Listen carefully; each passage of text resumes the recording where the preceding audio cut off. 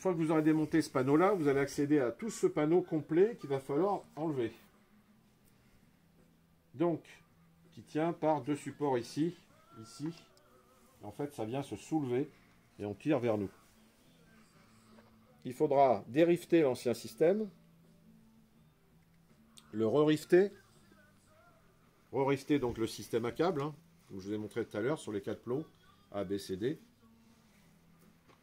Remontez ça et n'oubliez pas le collier Ilzan sur la bobinette, sinon si la bobinette Shera s'enlève, vous connaissez l'histoire, hein. Voilà, c'est problème. Là c'est mort, vous êtes bon pour recommander un système complet. Donc une fois avoir repositionné tout l'ensemble, cette contreplaque va être remise ici, il faudra être deux, c'est toujours pareil.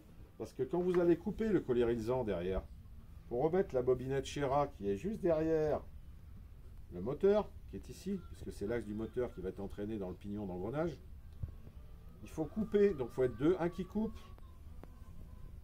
et un qui tient la contreplaque. Parce que si vous ne faites pas ça, que vous le faites tout seul, je vous souhaite bien du courage. Et quand vous allez couper le collier Ilzan, souvent, allez à 90%, la bobinette s'enlève, et puis là vous avez tout gagné, vous êtes bon pour tout refaire, et recommander une pièce. Donc une fois que vous avez coupé le collier Ilzan, il va falloir remettre les 3 axes qui vont sortir de fixation du moteur, qui sont derrière. En fait ça fait comme ça, donc 3 plots qui vont sortir de cet encadrement là, du deuxième encadrement, du premier qui est là, ça c'est le premier, ça c'est le deuxième, la contreplaque. La contreplaque va venir ici, il faut ressortir ces 3 plots du moteur, et refixer le moteur tout de suite avec ces 3 boulons.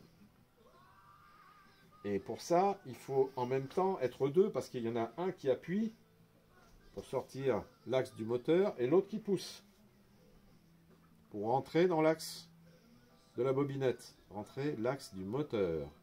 C'est pas évident à faire, hein.